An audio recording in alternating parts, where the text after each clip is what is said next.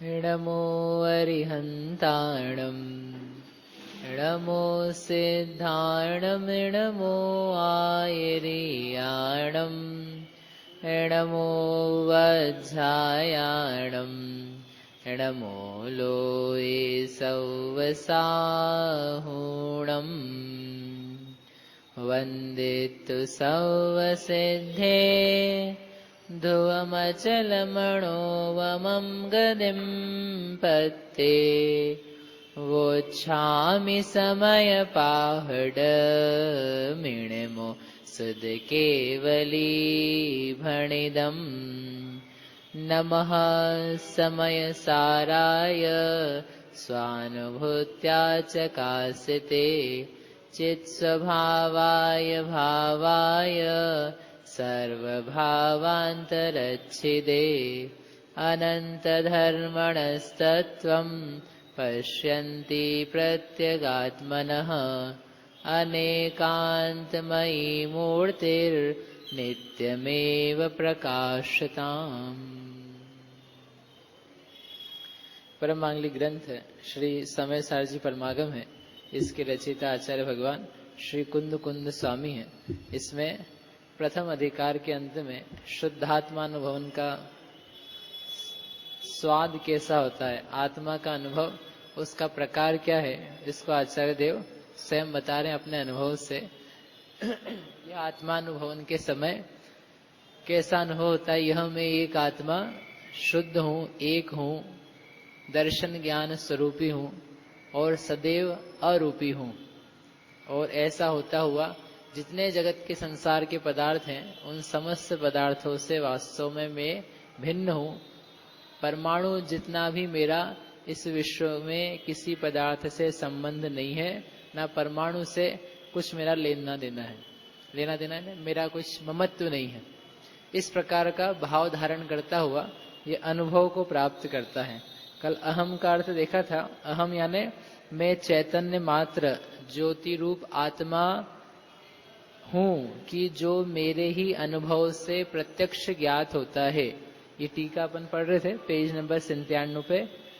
इसके बाद अहम आया। अहम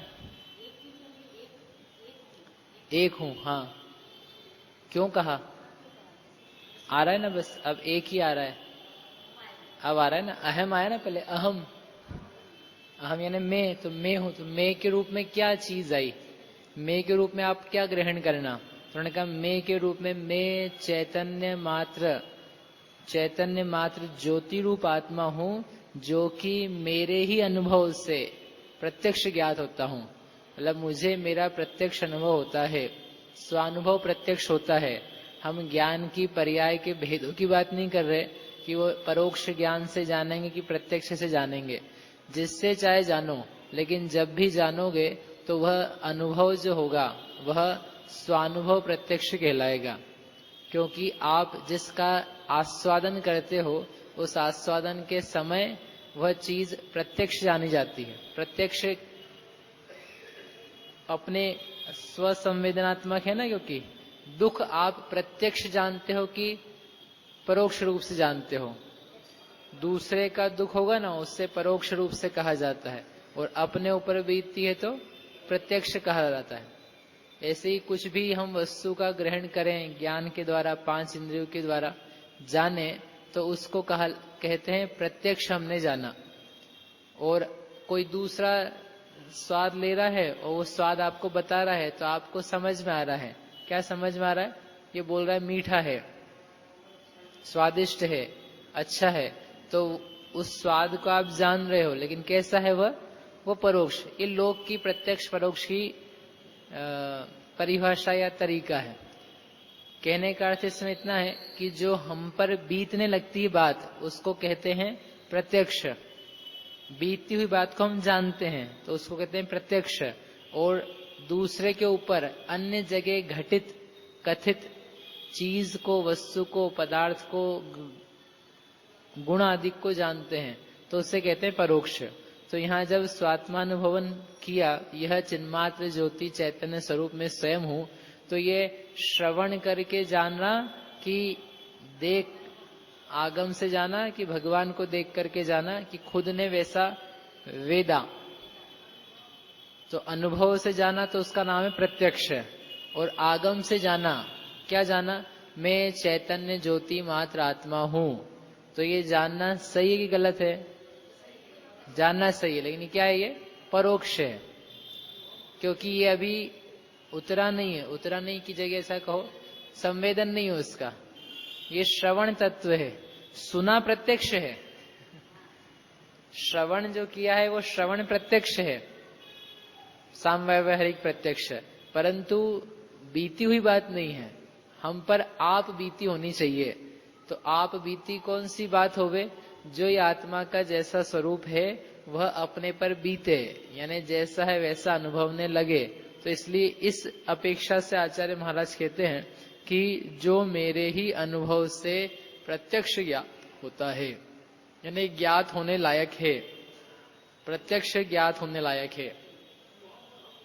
हाँ, सो अहम। सो अहम में तो ये सह अहम, वह जो है वह मैं हूं। कौन वह? वह जो परम तत्व है, वह जो ईश्वर तत्व है, वह ईश्वर तत्व में हूं।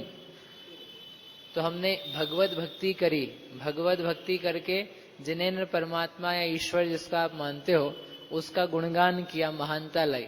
और आगे बढ़ करके आप क्या चाहते हो ईश्वर से? कि हम ईश्वर जैसे हो जाएं। तो उस ईश्वर को जान करके, ईश्वर का स्वरूप जान करके एक भावना उत्पन्न हुई, जैसे वो है वैसा मैं हूं। तो यहाँ दो तत्व हैं सो अहम में, तो वह और मैं। सह यानी वह और अहम यानी मैं। यहाँ हम सो हम नहीं बोल रहे हैं, सो हम से आगे बढ़ चुके हैं, अहम पे आ गए हैं। तो अहम करना तो बुरी बात है? अहम करना अच्छी बात है बुरी बात है? अहम करना आप कैसा समझते हैं?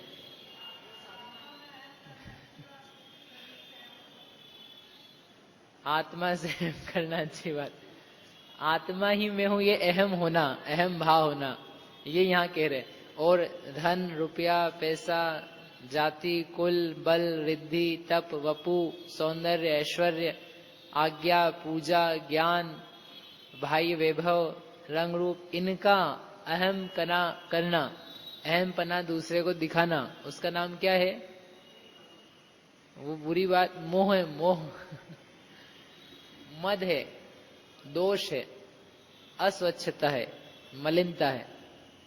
तो ऐसा अहम भाव होना, ठीक है ना? इसलिए अहम, ये अहम कहा जा रहा है। सह अहम, सो अहम, उसमें पहले पर का यानी भगवान का विचार चाहिए, भगवान का स्वरूप सामने चाहिए, भगवत भक्ति चाहिए। उस भगवत भक्ति के साथ में मैं भी हूं, अपने स्वरूप का भी किंचित ज्ञान चाहिए।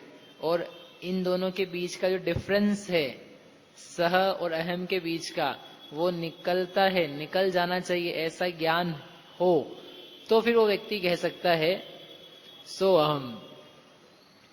नहीं तो ये दूसरी दिशा में चला जाएगा सो अहम। दूसरी दिशा में क्या जाएगा? जो वो है, यानी जो परमात्मा ब्रह्म है, जो सर्वव्यापक है, उसी का तो मैं अंश हूं, तो इसलिए मैं ब्रह्म हूं। यदि सम्यक ज्ञान नहीं हो तो यही पद मिथ्या ज्ञान में ले जाता है, मिथ्यात्व में ले जाता है।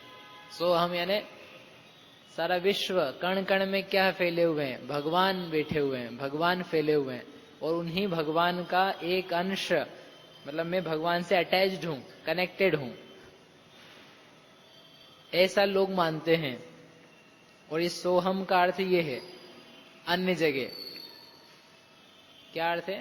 मैं कनेक्टेड हूं भगवान से, और जब मैं कनेक्टेड हूं तो मैं भगवान ही तो हूं। रसगुल्ले का एक हिस्सा वो रसगुल्ला ही है, तो वो रसगुल्ला का एक हिस्सा जो है वो रसगुल्ला ही तो कहलाएगा, उसकी मिठास ही तो कहलाएगी। तो ऐसे ही भगवान पूरा एक है और उसमें मैं जुड़ा हुआ हूं, तो मैं कौन हूं? सोहम हो गया। सोहम, सोहम बचा ही कहाँ है? ना सह बचा है ना अहम बचा है। कि सह अहम होने के लिए दो चाहिए होते हैं, तुम दो मानते कहाँ हो? अद्वैत मान लिया पूरा, इसलिए सोहम नहीं बन पाता। इसलिए भगवान की भक्ति के साथ, भगवान के स्वरूप के साथ अपना स्वरूप वो भी स्पष्ट होना चाहिए। और मुझ में और उनमें एक गैप दिख रहा है, उस गैप को, अंतर को पाटने का कोई जरिया है और पट सकता है, वो गैप दूर हो सकता है, इतना भरोसा चाहिए।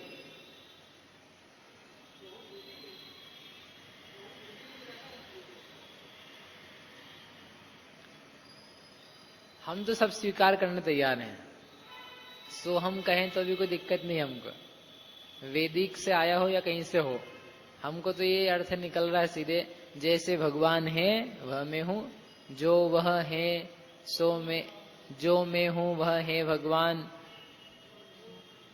जो वे हैं सो मैं हूं भगवान। क्या ले,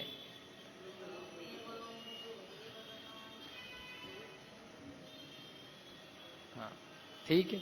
तो ये अहम, अहम के बाद आचार्य महाराज ने कहा अहम, मैं तो हूं। तो इससे क्या सिद्धि हुई? सत मात्र की, सत है, क्योंकि सत हुए बिना अहम कैसे कहोगे? तो अहम कहा तो इससे ही सिद्ध हो गया कि आप हो। आप भी अहम बोलोगे तो क्या सिद्ध होगा? आप हो। आप बोलोगे अहम तो क्या सिद्ध होगा? आप हो। आपका अहम और आपका अहम एक है कि अलग अलग है? अलग अलग है ना। तो अहम कहते भर से सत्व की सिद्धि होती है, सत्ता की सिद्धि होती है। और वो सत्ता किस रूप है? अनेकात्मक है कि एकात्मक है? तो कह रहे देखो एक एक है, अनेक है लेकिन एक है, एक है लेकिन अनेक है। एक है यानी एक पदार्थ एक ही है, और ऐसा संसार में एक ही पदार्थ नहीं है, बहुत सारे पदार्थ हैं। इसलिए एक है कि अनेक है? एक एक एक एक हो करके अनेक है। यदि एक नहीं होगा तो अनेक भी कैसे होगा? और अनेक है इसका मतलब क्या है? एक है क्योंकि गिन गिन करके तो अनेक पे पहुंचे। हाँ, ये सब तर्क दिए न्याय शास्त्र में, और पंचास्तिका में पढ़े ना, सत्ता सव पयथा सविस्वरूप अनंत पज्जाया, उस समय कहा था अनंतात्मकता है, तो उसका प्रतिपक्ष भी है एकात्मकता। पदार्थ अनेकाता अनंत स्वरूपी भी है और एक स्वरूपी भी है, क्योंकि यदि एक स्वरूप नहीं होगा तो अनंत तक कैसे पहुंचोगे? एक एक मिलकर के ही तो अनेक बनते हैं ना, ऐसे। तो ये कैसे हैं? तो कह रहे एक, एक का अर्थ क्या है? छिन्मात्र आकार के कारण में समस्त क्रम रूप तथा अक्रम रूप प्रवर्तमान व्यावहारिक भावों से भेद रूप नहीं होता, इसलिए मैं एक हूं। एक में ही लगाना, ये एक पदार्थ में ही कह रहे हैं कि एक हूं। क्या एक हूं? अनेकत्व क्या नहीं है मुझ में? तो पहले तो हेतु दिया है, चिन्ह मात्र आकार के कारण मैं चैतन्य मात्र आकार स्वरूपी हूं। आकार यानी, बोलो तृप्ति भाभी, आकार यानी मिला नहीं मिला? चौथी लाइन, तीसरी लाइन, चिन्ह मात्र आकार के कारण। आकार का मतलब शेप, लेकिन यहां पर शेप बिल्कुल अर्थ नहीं है। आकार जनरली अपन कहते हैं इसका आकार क्या है? वस्तु का, पदार्थ का, प्रदेशत्व गुण का आकार। आकार नहीं यहाँ पर, क्योंकि चिन्ह मात्र आकार नहीं होता कुछ। चैतन्य का आकार बताओ तो कहेंगे काय का आकार? अनिर्दिष्टम संठानम, अनिर्दिष्ट संस्थान है, आकार तो हम आपको बता ही नहीं पाएंगे। आत्मा के आकार का ध्यान करने बैठोगे तो कभी भी ध्यान नहीं होने वाला है, क्योंकि आत्मा का आकार ही नहीं है। आकार तो है शेप, लेकिन कौन सा शेप है कोई बता सकता है? आचार्य महाराज ने खुद नहीं लिखा, अनिर्दिष्ट संस्थान, हम भी नहीं बता पाएंगे आपको। नहीं पुरुषाकार की, स्त्री आकार, एकेंद्रीय आकार, कोई निश्चित आकार ही नहीं। आकार तो नाना प्रकार के होते हैं, जिस देह में चला जाए उस देह का आकार हो जाता, इसलिए निर्दिष्ट आकार नहीं। तो लिखा ना चिन्ह मात्र आकार, चिन्ह मात्र आकार ने चिन्ह मात्र उसकी परिणति है, चैतन्य मात्र स्वरूप से रहता है, ये उसका चिन्ह मात्र आकार है। यानी जो स्वरूप है उस स्वरूप को ही बताता हुआ ये आकार शब्द है कि यह जीव का चैतन्य स्वरूप बना रहता है। और वह चैतन्य स्वरूप जब बना है तो वह किससे भेद रूप नहीं होता। कौन उसको अनेक नहीं कर पाता? तो वो कह रहे हैं समस्त क्रम रूप, समस्त अक्रम रूप से प्रवर्तमान जो व्यावहारिक भाव हैं, कौन कौन से भाव हैं? क्रम रूप भाव और अक्रम रूप भाव। बोलो सुरेश जी, पदार्थ में क्रम रूप भाव कौन से हैं? पदार्थ, एक वस्तु, उसमें दो प्रकार के भाव आचार्य महाराज कह रहे हैं, क्रम रूप भाव और अक्रम रूप भाव। क्रम रूप भाव यानी क्या? क्रम रूप समझ में आते हैं? क्रम रूप यानी क्रमशः होने वाले, एक एक करके होने वाले। तो एक पदार्थ में, एक वस्तु में, जीव में क्रम रूप भाव क्या है? क्या है? पर्याय। कौन सी पर्याय? हाँ, जीव की पर्याय। जीव की जो पर्याय हैं, अवस्थाएं हैं, वो कैसी आ रही है? क्रम क्रम से आ रही ना, एक एक करके। तो पर्याय को क्या बोला जाता है?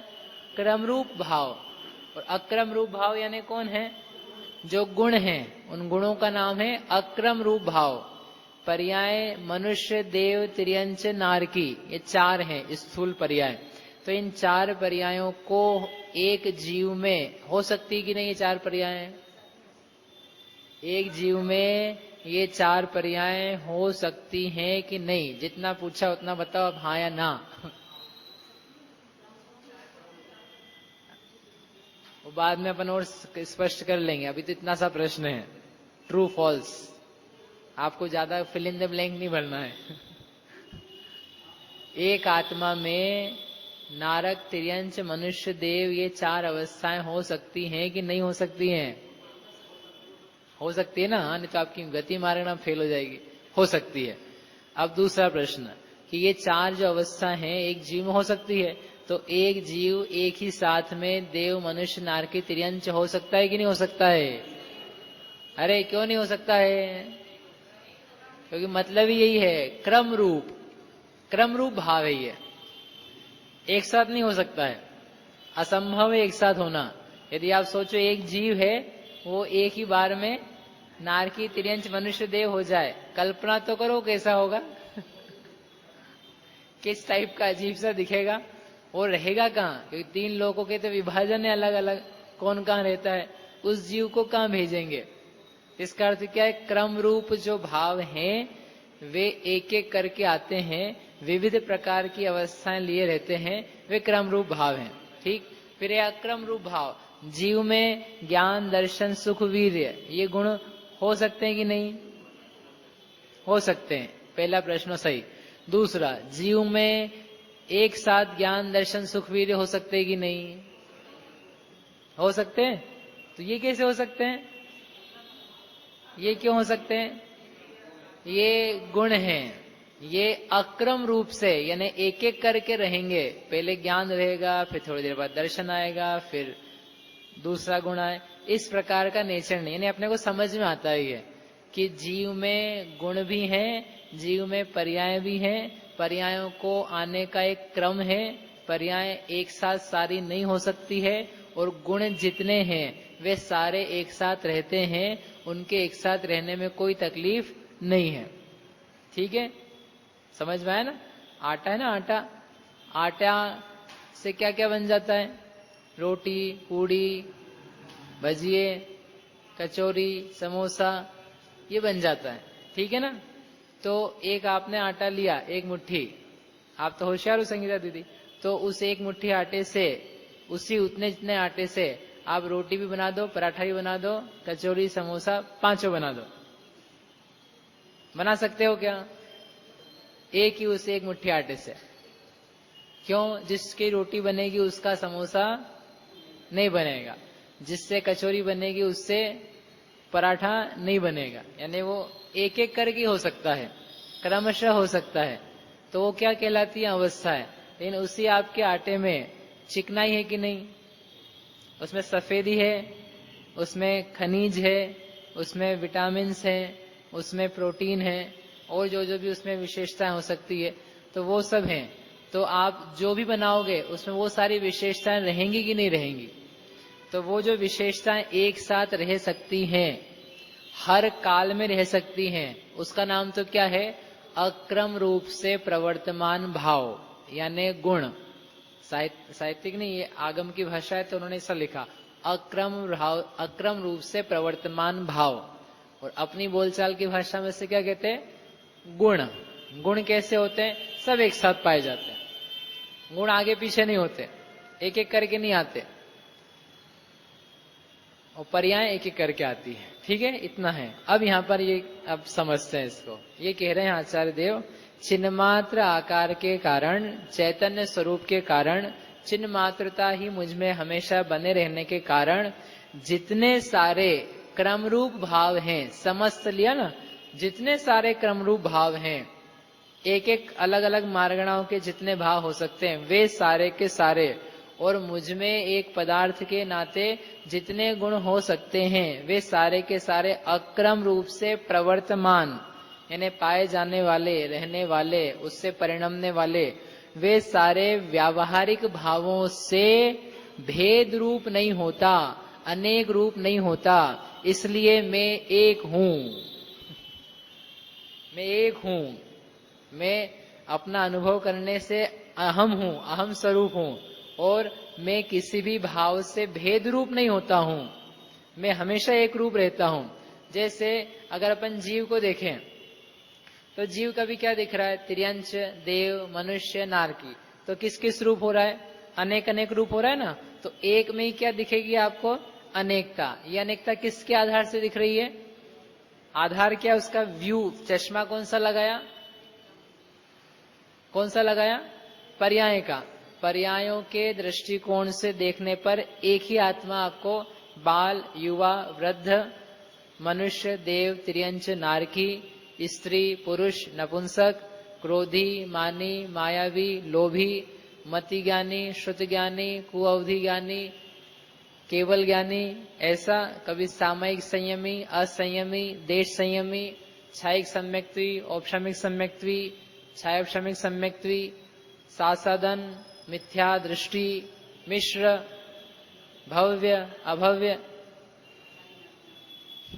आहारक, अनाहारक, संगी, असंगी, औदारिक का योगी, बोलो औदारिक मिश्र का योगी, वचन योगी, मन योगी, स्त्रीवेदी, पुरुषवेदी, नपुंसक वेदी, एक इंद्रिय, दो इंद्रिय, तीन इंद्रिय, चार इंद्रिय, पांच इंद्रिय, पृथ्वी, जल, अग्नि, वायु, वनस्पति, तरस, दो इंद्रिय, सब कितने सारे हो गए, कितने भेद हो गए एक जीव के। हम अलग अलग के नहीं बता रहे हैं, एक जीव को देखने पर ये सब दिखेगा कि नहीं दिखेगा, तो आपको भिन्न भिन्न दिखेगा कि एक ही दिखेगा। दो इंद्रिय मर के तीन इंद्रिय बना, तो आपको एक दिख रहे हैं कि दो दिख रहे हैं, भिन्न भिन्न ना, दो। ये है पर्यायों से देखने पर अनेकता की उपलब्धि। ठीक है, इसके अलावा एक और व्यू है। क्या व्यू है, आत्मा ज्ञान स्वरूप है, आत्मा दर्शन स्वरूप है, आत्मा चारित्र स्वरूप है, आत्मा वीर्य स्वरूप है, आत्मा शक्तिवान है, आत्मा प्रभु स्वरूप है, आत्मा अस्तिवान है, आत्मा वीर्यात्मक है, आत्मा में द्रव्यत्व है, आत्मा में अगुण लघुत्व है, आत्मा में षड्गुणी हानि वृद्धि है, आत्मा में भाव है, अभाव है, नित्य है, अनित्य है। ऐसे कहते जाओ, जब जब आप जो जो शब्द बोलोगे तो उससे कुछ भिन्नता आएगी कि नहीं आएगी। यानी आत्मा ज्ञान रूप है ये बोला, और वाच्य तक पहुंचना, आत्मा दर्शन रूप है ये बोला, तो आप सुन करके पहुंच रहे हो।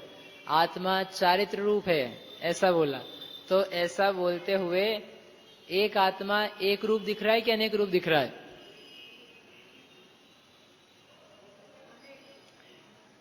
नहीं समझ में आपको, दूसरा बताता हूं। आप जल्दी समझ जाओ तो उदाहरण की जरूरत नहीं पड़ती है। मैंने एक दिन बैठ करके सोचा कि देर क्यों लगती समझ इसको करने में, तो उदाहरण में समझ जाना चला जाता है, इसलिए वो जो सिद्धांत रहता है वो बहुत थोड़ा सा हो पाता है। शक्कर है, हम आपको बोलते हैं शक्कर का, शक्कर मीठी है, ठीक है, देखते जाना। शक्कर सफेद है, शक्कर चिकनी है, शक्कर में वजन है, शक्कर चौकोर है। ये जब एक एक वाक्य बोल रहे हैं तो आप शक्कर को देख रहे हो, ठीक है, लेकिन आपको एक जैसी दिख रही है, अलग अलग दिख रही है।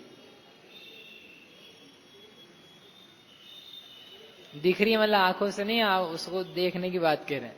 एक जैसी दिख रही है तो अलग अलग वाक्य बोलने का मतलब ही क्या रह गया? अलग अलग बोलने का मतलब ही क्या? फिर शक्कर ही बोल के काम खत्म करो ना। है जब ये बोला जाता है शक्कर मीठी है, फिर से आप ध्यान दो, आप क्या है कि अपने मन से कह रहे हो, ध्यान दे के सुनना। शक्कर चौकोर है, दिखा आपको? क्या दिखा? शक्कर सफेद है, क्या दिखा? शक्कर खुरदुरी है, शक्कर में वजन है,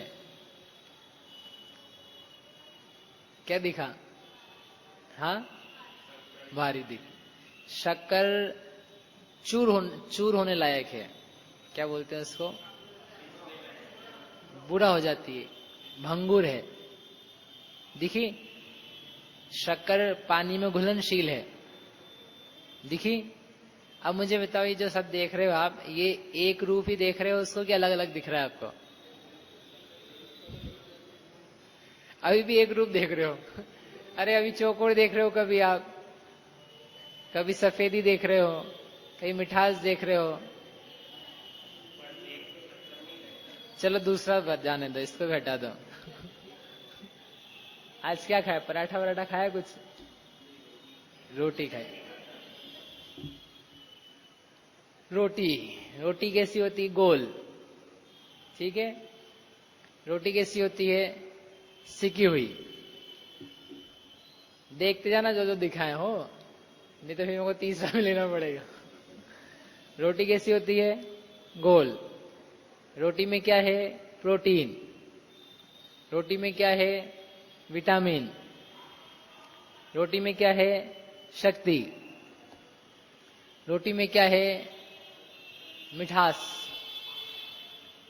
रोटी में क्या है? आटा। ठीक है। अब आप क्या देख रहे हो?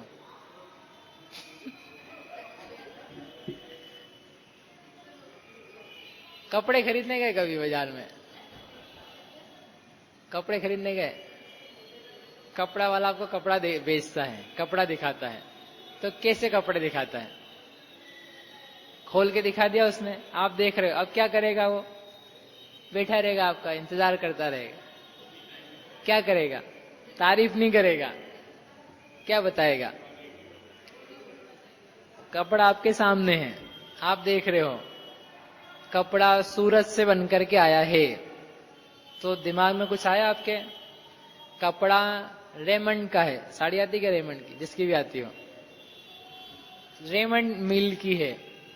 ये जो है, ये डिजाइन लेटेस्ट है, ये सूती का है, सूती नहीं कॉटन का है ये।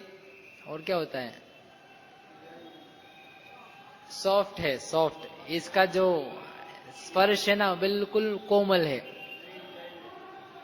ये सब कह रहा है, आपके हाथ में वही कपड़ा है। तो आपको जब जब वो जितने वाक्य बोल रहा है, उससे क्या दिख रहा है? एक दिख रहा है कि अलग अलग दिख रहा है? अब तो बोलो, आप कपड़े भी नहीं खरीद पाओगे तो क्या मतलब है? हैं? दिख कपड़े ही रहा है, लेकिन इधर वही कपड़ा है और वो एक एक वाक्य का वही अर्थ है, तो फिर वो सब बोलवाने की जरूरत क्या है? इतनी सारी विशेषताएं उसकी फिर बताने की आवश्यकता क्या है? जितने वाक्य हैं गुणों से आधार खड़े होकर के, वो सारे के सारे वाक्य क्या बता रहे हैं? कपड़े को बता रहे हैं तो बराबर है, लेकिन उस कपड़े को एक रूप ही कर रहे हैं कि अनेक रूप कर रहे हैं? यदि एक रूप ही करे हर वाक्य, आपके बोलने का कोई मतलब ही नहीं है। एक भी सेंटेंस मत बोलो, कपड़ा इतना बोल के खड़े हो जाओ बस, ये रोटी बस इतना बोल के चुप हो जाओ, ये शक्कर इतना कह के बात खत्म हो जाती है। लेकिन जब उसके बारे में इतने सारे वाक्य कहे हैं, तो वो हर वाक्य उसके अलग अलग रूप को बता रहा है, अलग अलग विशेषता को बता रहा है। तो आपको एक नहीं आता है, ये तो क्या एक चल रहा है ना, तो आपको कहना है कि एक ही है। लेकिन आप जब भी कोई चीज खरीदते हो या उसकी विशेषताओं का वर्णन सुनते हो, वही एक पदार्थ है। एक एक गुण के माध्यम से उसके बारे में नवीनता नवीनता नवीनता भिन्नता आती है। तो वो क्या दिखने लग जाता है, अनेक रूप। तो ये कहा है कि जो गुण होते हैं, गुणों के माध्यम से पदार्थ में अनेक रूपता आती है। जीव ज्ञानमय है, जीव में ज्ञान है, जीव में दर्शन है, जीव में चारित्र है। ऐसा कहने पर एक जैसे ही दिख रहा है कि अलग अलग दिखेगा? जीव में ज्ञान है और जीव में दर्शन है, जीव में चारित्र है, ये कहने पर जो समझ में आया आपको, वो एक जैसे ही समझ में आया कि अलग अलग समझ में आया? कुछ समझ में थोड़ी ना आ रहा है।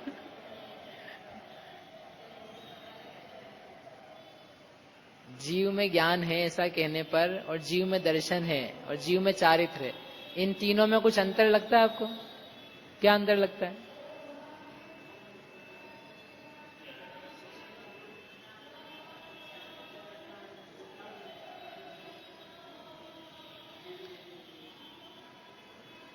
उस प्रधानता से दिखता है। ज्ञान है ऐसा कहने पर ज्ञानात्मकता दिखती है, दर्शन है ऐसा कहने पर दर्शन की प्रधानता होती है। ज्ञाता दृष्टा आत्मा, ज्ञाता बोला तो ज्ञाता नाम कहां से मिला? ज्ञान से। दृष्टा बोला, वो कहां से मिला? दर्शन से। चारित्रवान बोला, ये कहां से मिला नाम? चारित्र से। शक्तिमान बोला, ये कहां से मिला? वीर्य से। हर नाम जो रहेगा वह नाम किसी गुण की प्रधानता से आएगा और वो वाला दर्शन कराएगा। जब दृष्टा कहा जाता है तो उसमें ज्ञाता नहीं आता, ज्ञाता कहा जाता है तो दृष्टा नहीं आता, शक्तियां नहीं आती उसमें, क्योंकि एक गुण की प्रधानता से कहा गया है। तो जितने गुण हैं वे भी पदार्थ को क्या करते हैं? भेद रूप करते हैं, अलग अलग दिखाते हैं।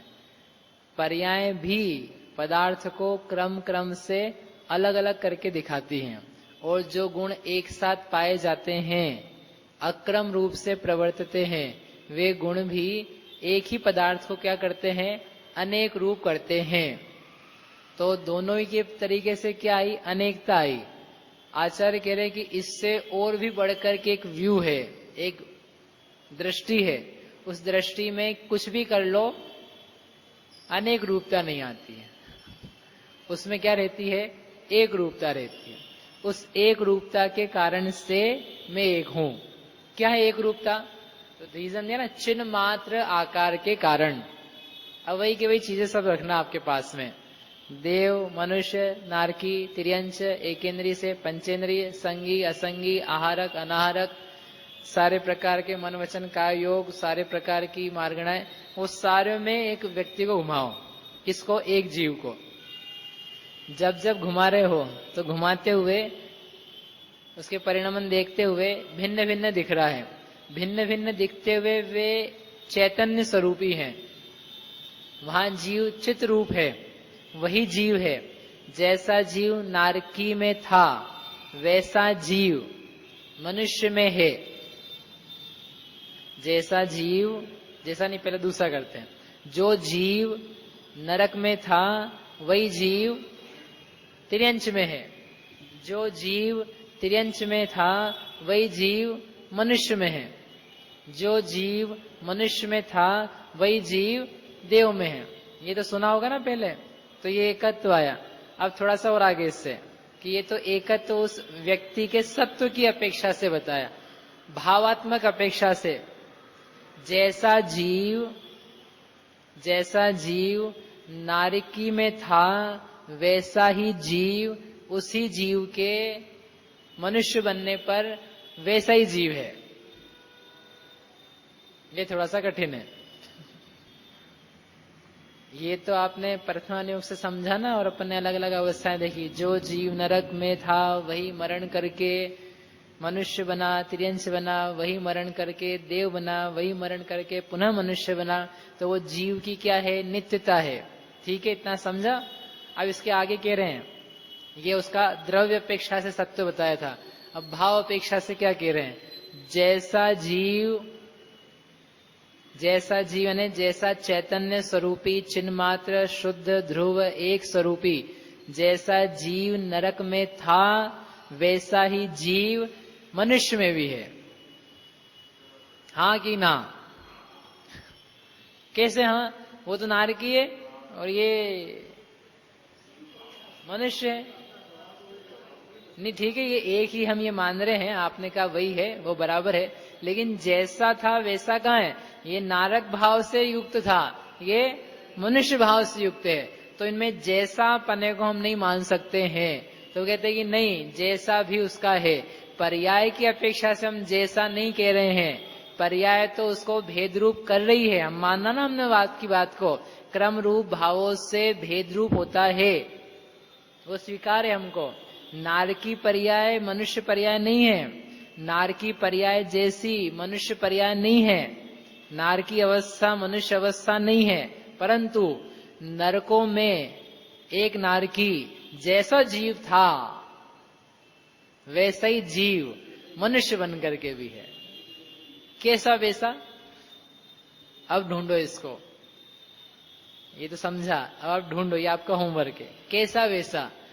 जो चिन्ह मात्र है, ऐसा क्या भाव है जो नारकी में मैं था तब भी था, और जो मैं मनुष्य हूं तभी भी हूं, अभी भी हूं मुझमें, ऐसा कौन सा भाव है? उस भाव को खोजो।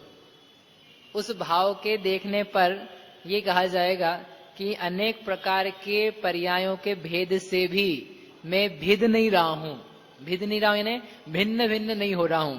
पर्याय मुझे भिन्न भिन्न रूप कर रही हैं, पर्यायों की जो फोटो है वो अलग अलग आ रही है। गुणों का दर्शन करते हैं एक ही पदार्थ का तो अलग अलग रूप दिखते हैं, परंतु सारे गुणों में, सारी पर्यायों में जो एक रूप रहता है, भेद रूप नहीं होता, वह चिन्हमात्र आकार के कारण से मैं भिदता नहीं, इसलिए कैसा हूं?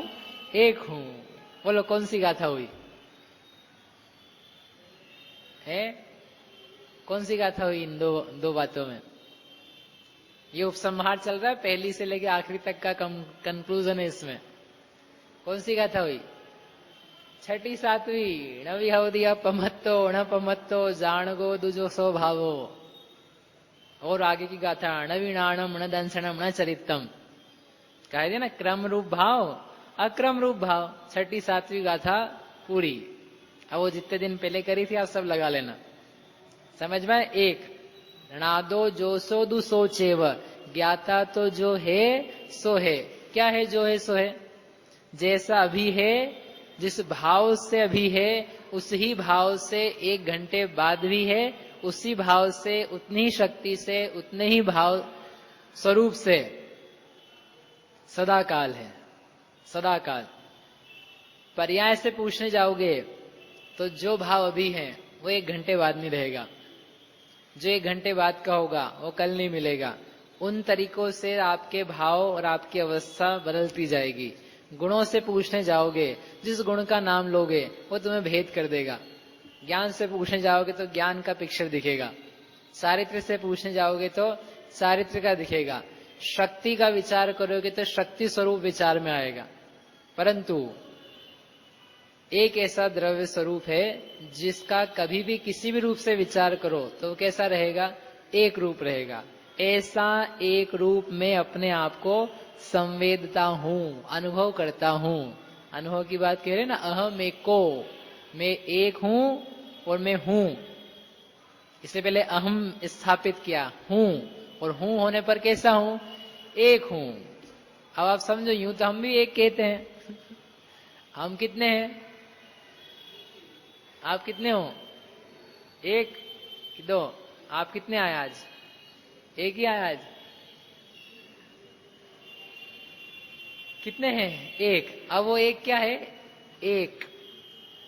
थिएटर में प्रवेश किया, बोले एक बच्चे का, एक व्यक्ति का एक टिकट। हाँ, मेरा एक ही टिकट है, मैं एक अकेला आया हूं, मेरा एक टिकट। तो ये एक तो ये देख रहा है। इस एक से भी भीतर कितना प्रवेश करने की जरूरत है कि मैं द्रव्य गुण पर्याय स्वरूप एक तत्व हूं, इसमें अनेकता है, ये सत है।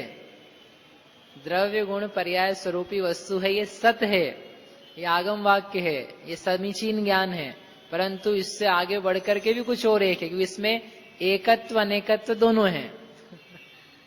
वस्तु यानी पदार्थ द्रव्य गुण पर्यायात्मक है, ऐसा कहने पर अनेकांत होता है, और अनेकांत में पदार्थ एक स्वरूप है और अनेक स्वरूप है। अब उस एक अनेक स्वरूप में से हम केवल एक स्वरूप को लेकर के कह रहे हैं। क्या कह रहे हैं? मैं एक हूं। यानी पर्यायों की और गुणों की द्वारा जो अनेकता उत्पन्न होती है उसको गौण करके, मिटा करके नहीं, उसको गौण करके, दृष्टि में से ओझल करके जो अभी तक नहीं देखा उसको दिखा रहे हैं। अपन ने पर्यायों को तो देखा है कई बार, अपनी पर्यायों को। अपन जब छेड़ाला पढ़ते हैं तो ये भी देखते हैं, ओहो मैं ही कहाँ था, नरक में था, मैंने किस प्रकार से पापों का फल भोगा, मैं ही किसी काल में स्वर्ग आदि गतियों में था, वहां कितने भोग भोगे, परंतु फिर भी तृप्ति नहीं हो पाई। तिर्यंशों में इस प्रकार की वेदनाएं सहन करी, मनुष्यों में नाना प्रकार के दुख सहन किए, उन सारी अवस्थाओं से गुजर के आया हुआ मैं ही वो तत्व हूं। तो इनके माध्यम से हमने पर्यायों की तो क्या देखी? विविधता। यदि आप ये विचार करो एक पल के लिए, मैं नारकी था, ठीक है, मैं मतलब अपना अपना सोचना, मेरा नहीं, मैं नारकी था, ऐसा आप देख रहे हो, तो आप अपने को कैसा देख रहे हो? नारकी था, नरक में था, तो आपको अपनी परिकल्पना किस रूप में होती है? जल्दी बोलो, इसमें क्या कठिन है? नारकी जैसा दिखेगा। क्या दिखेगा? काला सा कुछ विभत्स रूप और हाथ में मुद्गर लिया हुआ और फिर यूं यूं कुछ भी फैलाता हुआ, ऐसा कुछ दिखेगा ना, तो वो दिखता है। लेकिन उसमें अपन क्या करते हैं? एकत्व, यानी एकत्व यानी ये मैं हूं, ऐसा मैं था। देव पर्याय में देखो अपने आप, हम देव पर्याय में गए थे, देव पर्याय में थे, तो क्या दिखेगा? एक विमान, एक भवन, और फिर लटकती मालाएं सोने चांदी की, और एक अपना मुकुट और गला, सब। और भिन्न जैसी आपकी शक्ल है अभी, वैसा तो नहीं दिखेगा, कुछ और दिखेगा। नरक में भी जैसी अभी शक्ल है वैसा नहीं दिखेगा, लेकिन फिर भी एक आपने कल्पना करी, कल्पना करके आप थोड़ा समीचीन विचार से यहां तक पहुंच रहे हो कि वो मैं हूं, ये मैं हूं और ये भी मैं हूं, ठीक है। दृश्य अलग अलग है तीनों के। वो करना नित्यता का प्रतीक है कि आपको थोड़ा नित्यता के प्रति भरोसा आ रहा है। लेकिन इससे आगे भी एक और व्यू है। क्या व्यू है? इसके आगे का एक दर्शन बाकी है। क्या दर्शन है वह? कि जो ये भिन्नता दिख रही ना आपको, वो काला दिख रहा है, वो गोरा दिख रहा है और अपन सामने दिख रहे हैं, ये तीन अलग अलग फेस दिख रहे हैं। मतलब शरीर की तरफ से कह रहे हैं, आप समझ लेना अंतरंग भावों से। इनमें जो भिन्नता दिख रही है, वो भिन्नता ना दिख करके जैसा नारकी था मैं वैसा ही अभी हूं, जैसा देव में था उस दिन वैसा ही अभी हूं, जैसा तिर्यंश की अवस्था में था वैसा ही अभी हूं, कोई अंतर नहीं है।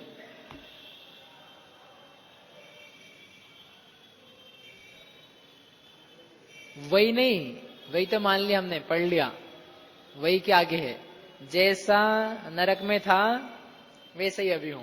बोलो, तैयार हो मानने के लिए? जैसा नरक में था वैसा ही मैं हूं अभी। क्या डिफरेंस?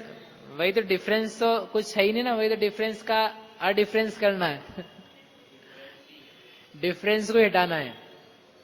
जो अंतर दिख रहा है ना, उस अंतर को हटाना है, क्योंकि उस अंतर के कारण से अनेकता आ रही है। और हमें जो दिखाना है या जो आत्मा का अनुभव होता है, वो अनुभव अनेकता से नहीं होता, वो अनुभव एकता से होता है, एक रूपता से होता है, और एक रूपता मई होता है। अंतर नहीं करना है। वो और मैं एक हैं, दो अलग अलग, ऐसे दो अलग अलग को एक नहीं कर रहे हैं। एक ही पदार्थ है, एक पदार्थ के अंदर एक चल रहा है, एक पदार्थ के अंदर एक चल रहा है। तो एक पदार्थ तो वैसे ही एक है ना, उसमें एक क्या करना है? विविध दृश्यों में, बहुत सारी व्यूज में, सब में एकता निकाल पाना। ये बहुत सारे टेस्ट होते हैं ना, एप्टीट्यूड वगैरह, एप्टीट्यूड टेस्ट, वो लॉजिकल टेस्ट, बहुत सारे डायग्राम्स देते हैं अलग अलग, और वो क्वेश्चन रहता है उसमें। इसमें से आप निकालो कि कॉमन क्या है, एक जैसा क्या है इसमें।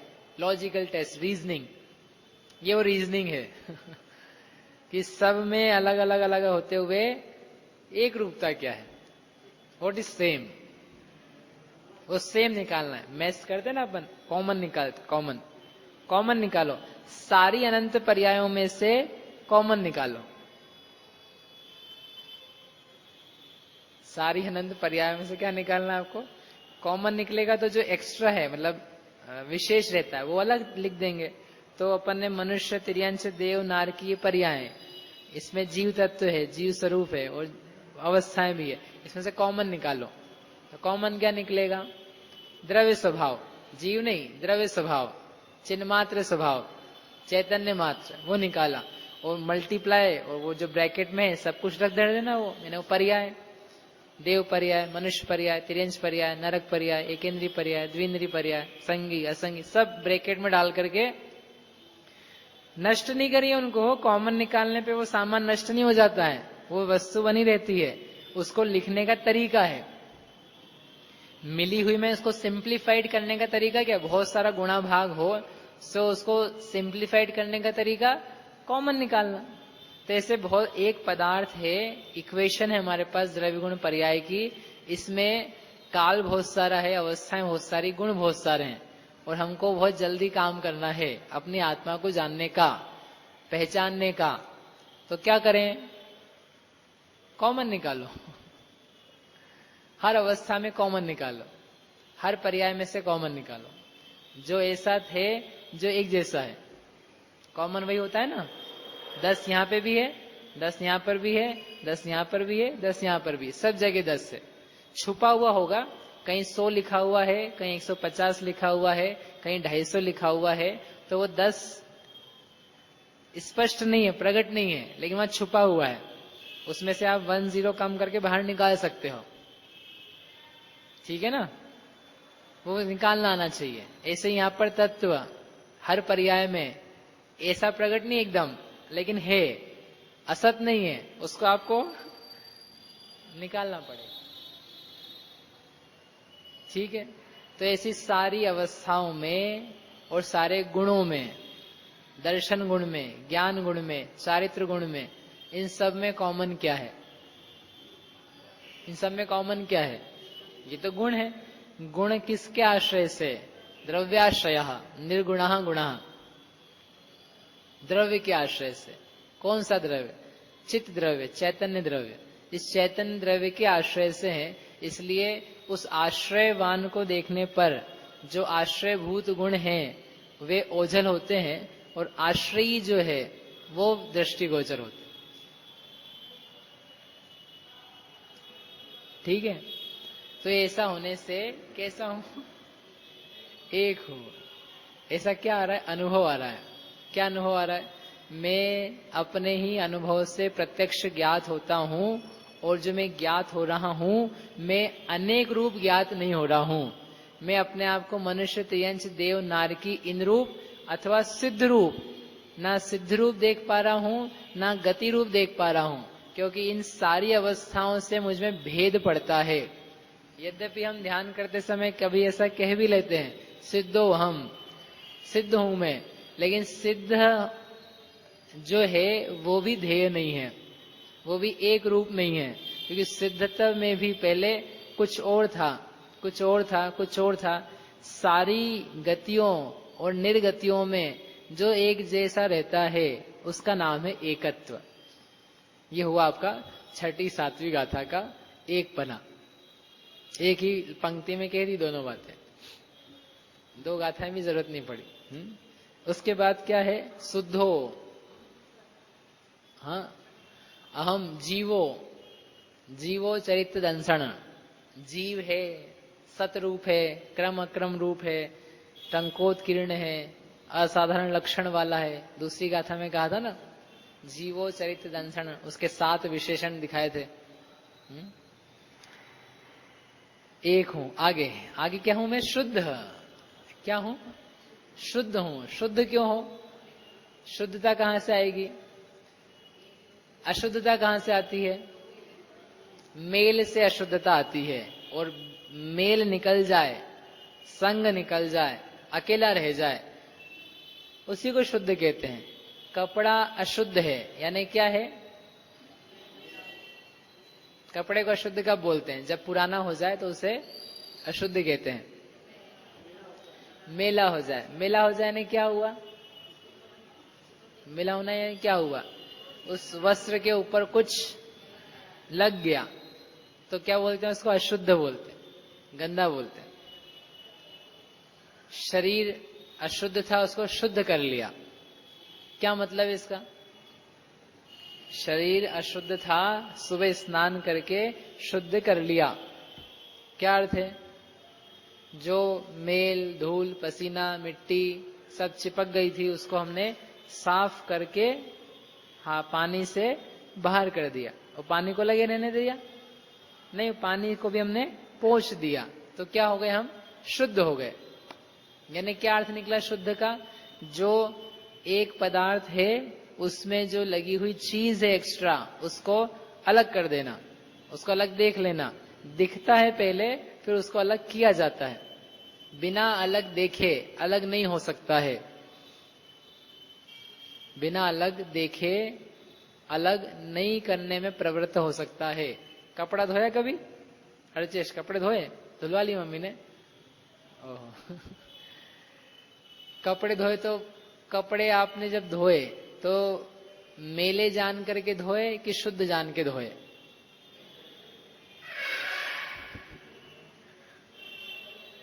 मेले जान करके।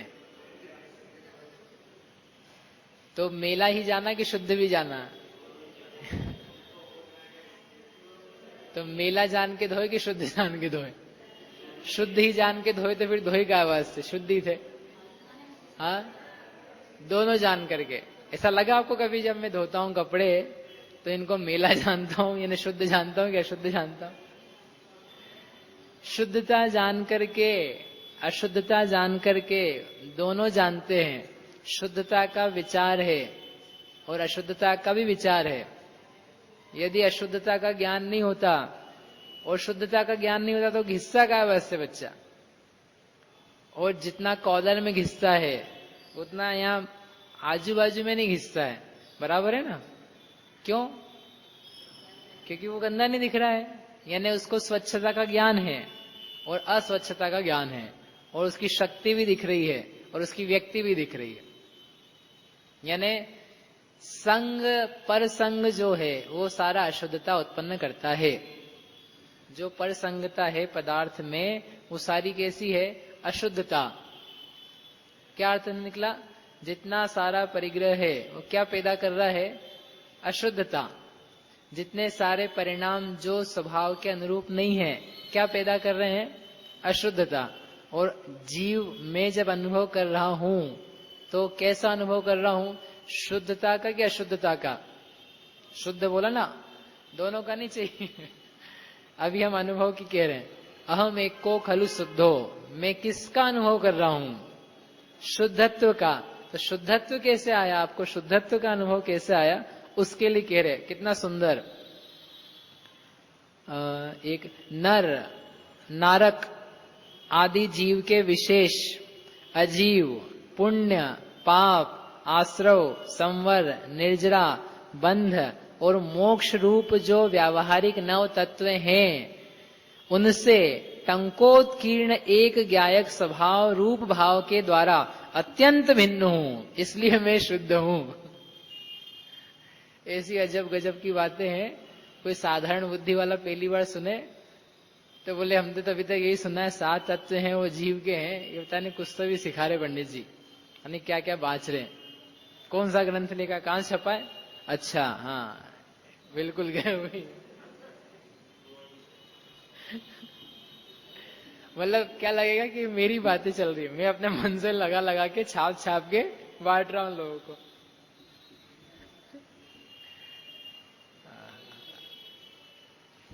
क्या बात, शुद्ध, कितनी शुद्धता।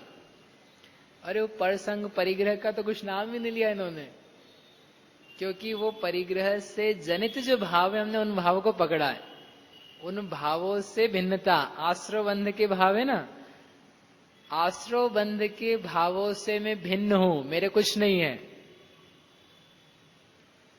घबराओ मत, अभी आगे भी बढ़ रहे हैं। जो संवर निर्जरा के भाव हैं वो भी मेरे कुछ नहीं है। और बढ़े आगे, जो मोक्ष है उससे ही मैं भिन्न हूं।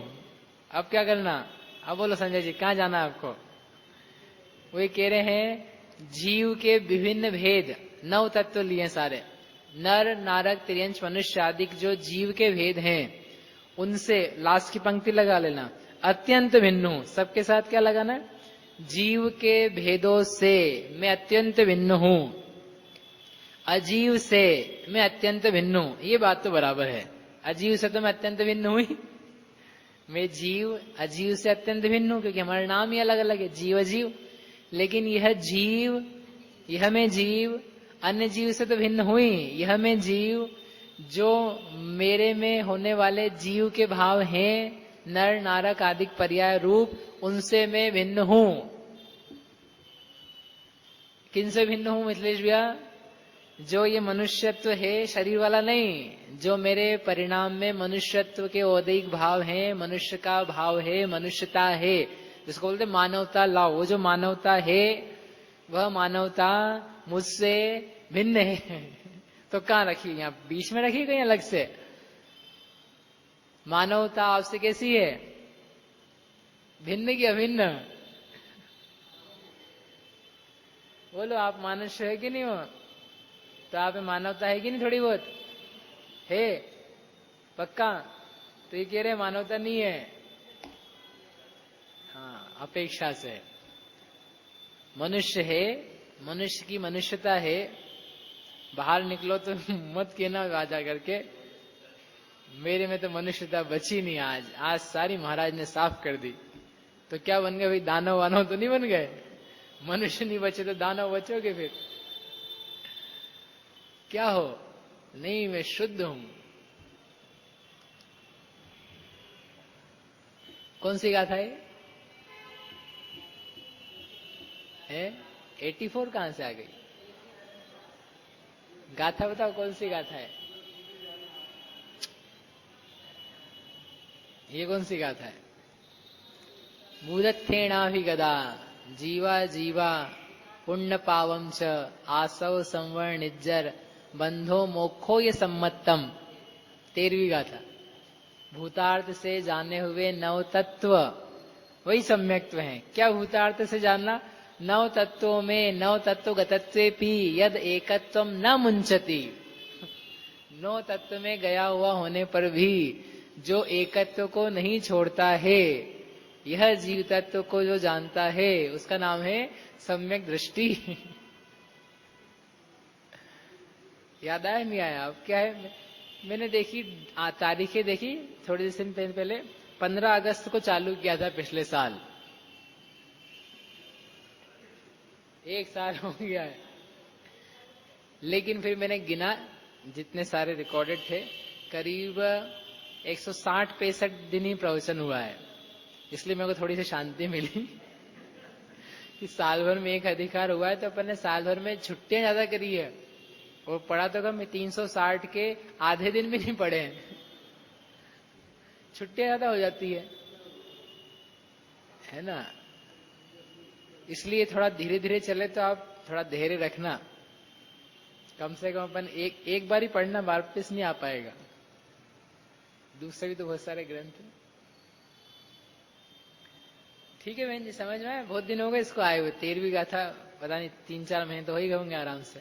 तो वो गाथा में जो कहा था, वो गाथा का एक पंक्ति में सारांश दिया है महाराज ने कि जीव मैं नहीं हूं, मैं जीव नहीं हूं, मैं अजीव नहीं हूं। दूसरे जीव की बात नहीं कर रहे। ये जो जीव दिख रहा है, ये जीव मैं नहीं हूं, जीव तत्व नहीं हूं मैं, जीव तत्व से मैं भिन्न हूं। हाँ, क्या? जीव तत्व से मैं भिन्न हूं। तो फिर क्या हो? क्या हो? टंकोत्कीर्ण ध्रुव शुद्ध गायक स्वभावी एक परम पदार्थ, यह मैं हूं। तो वो जीवित होता है? नहीं, जीव ने नर नारकी मनुष्य देव तिर्यंच छेड़ाला पड़ी। छेड़ाला में इन्होंने कहा पदार्थ 7 तत्व को जानो। तो ठीक है, जीव तत्व को बताओ महाराज। बहिरातम अंतर्यातम परे मातम जीव त्रिधा है। सूत्र जी में गए पूछने से, महाराज आप जीव तत्व बताओ। शुरू के 4 अधिकार में जीव बताया है। ठीक है, संसारिणो मुक्ताश्च समनस्का अमनस्का संसारिणस्त्रस स्थावरः। लो पृथ्वी पते तेजो वायु वनस्पतयः। जीव बता दिया आपको, नहीं दूसरे तरीके से बताओ, दूसरे से बता देते हैं।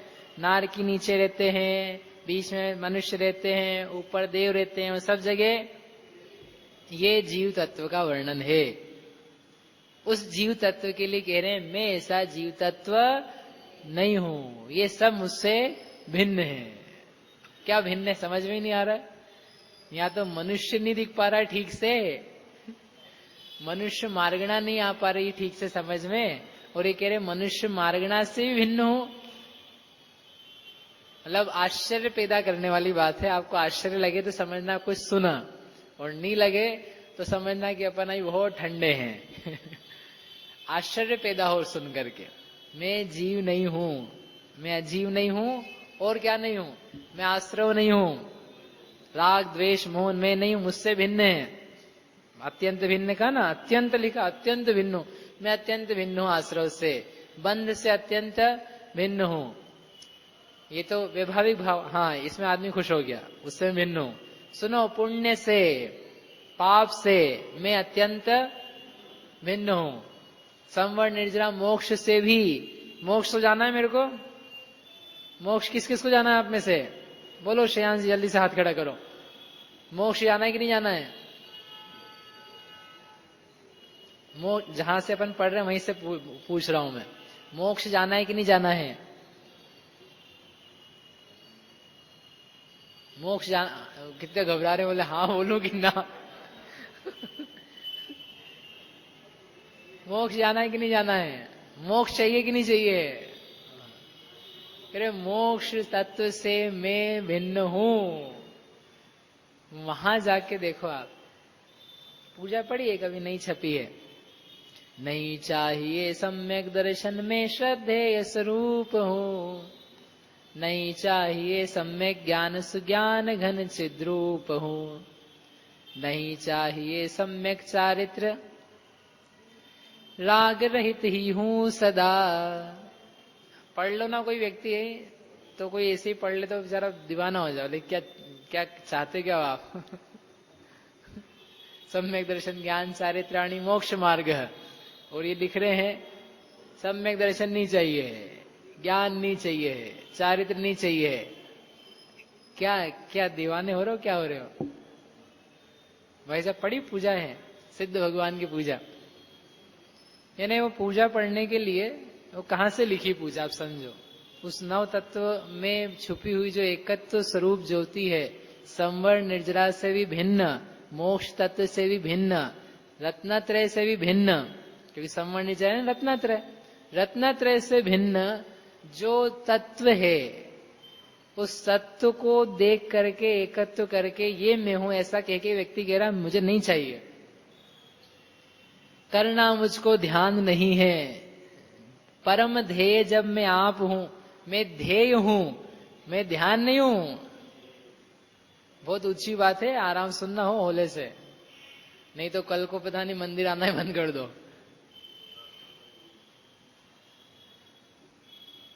क्या क्या देखना है इन सब से भिन्न। तो हूं क्या, तो वो एक वर्ड में दिया है। ये सब जो व्यावहारिक नव तत्व हैं, यानी हम परमार्थ से बात कर रहे हैं, ये नव तत्व व्यवहार से हैं। और भूदत्थेना भी गदा, भूतार्थ से जाने हुए। तो भूतार्थ से क्या जाना, टंकोत्कीर्ण एक ज्ञायक स्वभाव रूप भाव के द्वारा मैं इन सब से अनेक अवस्थाओं से, अवस्था स्वरूपों से अत्यंत भिन्न हूं, इसलिए मैं शुद्ध हूं।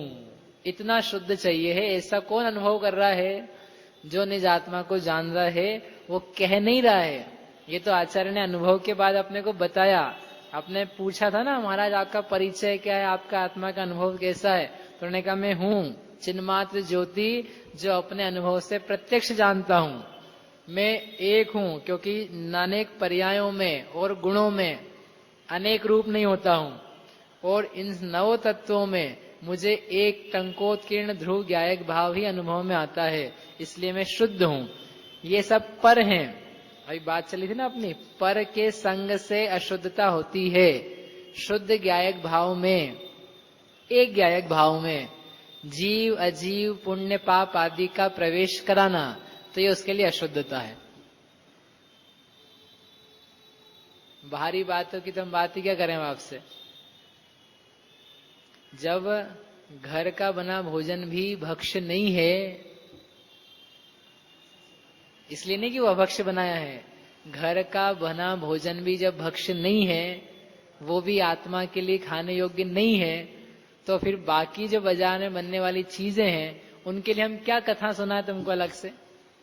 ये समय सार ये इतना ऊंचा है कि हम तुम्हें जब घर में ही खाने लायक नहीं समझ सकते, हम नहीं बोल सकते कि खा लेना, फिर तुम हमसे ये सोचो कि अपेक्षा रखो हम तुमको समझाएं। वहां का तो पहले ही आउट हो गया। अरे आईआईटी में जब 95 परसेंटाइल वाले के एडमिशन नहीं हो पा रहा है, तो जिसने एग्जाम नहीं दी है उसको क्या किसी कोटे से, क्या बोलते हैं उसको, रिजर्वेशन से एडमिशन दिला देंगे क्या? वो तो पहले ही, उसने तो एग्जाम ही नहीं दी है। हम तो एग्जाम देने वालों को नहीं ले पा रहे हैं। एग्जाम देने वालों को नहीं ले पा रहे। तो हम जो एक आत्मा में होने वाले भाव हैं, एक आत्मा में होने वाले जो भाव हैं, उनको अपने में नहीं रख पा रहे हैं, तो ये बेकार के कुछ तो ही बाहर की चीजें, परिग्रह, रुपया, पैसा, स्त्री, पुत्र, तत्संबंधी अशुभ भाव, उनको कैसे रख लेंगे? जब हम सम्यक दर्शन को अपने में स्वीकार नहीं कर पा रहे हैं, तो फिर मिथ्या दर्शन, ज्ञान, चारित्र, उसके अनायतन, आयतन रूप जो स्थितियां हैं, उनकी तो फिर बात ही क्या है? वो तो बहुत बाहर है। ऐसा अपने आप को एक ध्रुव शुद्ध रूप जो अनुभव होता है, वह अपनी आत्मा को जानता है। हम भी ऐसी आत्मा को जाने, ऐसी मंगल भावना से अभी की बात 2 मिनट करते हैं।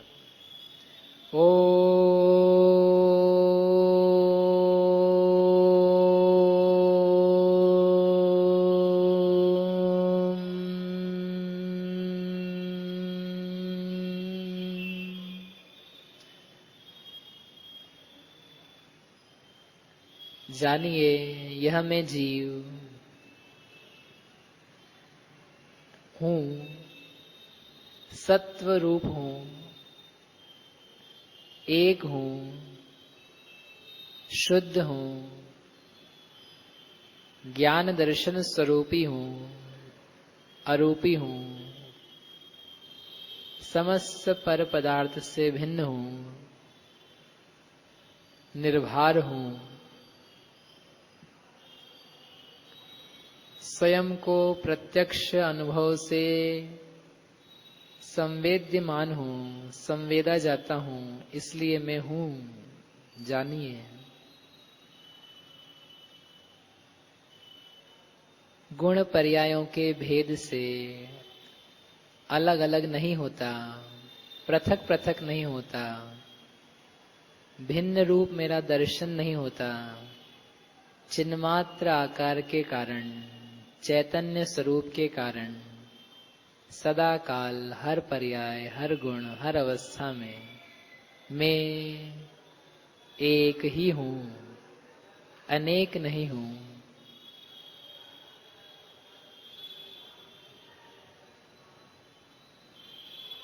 नव तत्वों में गत होने पर भी नव तत्वों से भिन्न, टंकोत्कीर्ण एक ज्ञायक स्वभावी होने के कारण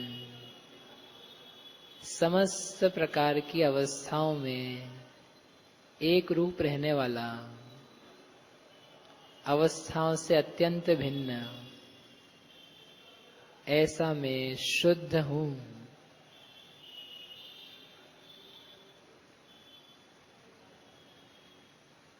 सदा काल ज्ञान दर्शन स्वरूपी हूं, अमूर्तिक हूं। ऐसा यह मैं अपने आप को साक्षात जान रहा हूं।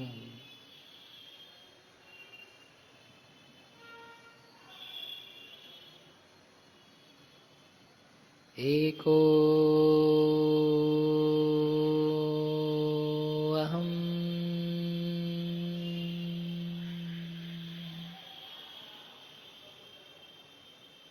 शुद्धो अहम्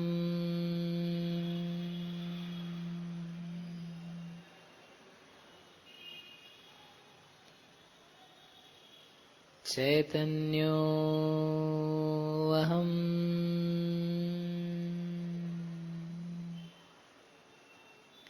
शाश्वतो अहम्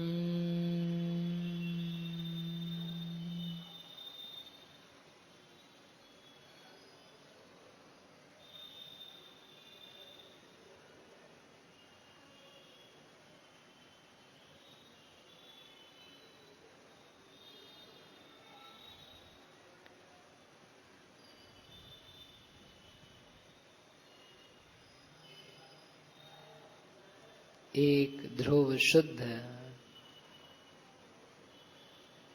स्वलक्षण से ज्ञान दर्शनमयी समस्त विश्व से विभक्त इससे अपने आप को स्वीकारिए। अपने श्रद्धान में ज्ञान में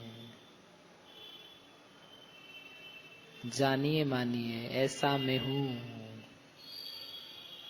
ऐसा ही हूँ।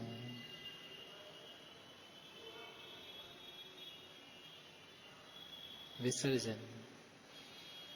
नमो अरिहन्ताणं नमो सिद्धाणं नमो आयरीयाणं नमो वज्रायाणं लोये सौवसाहुणं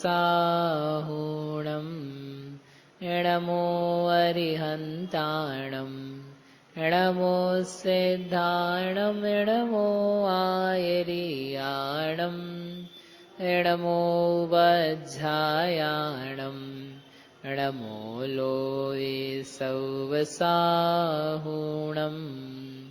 नमो अरिहन्ताणं नमो सिद्धाणं नमो आयरीयाणं नमो वज्रायाणं नमो लोये सौवसाहुणम्।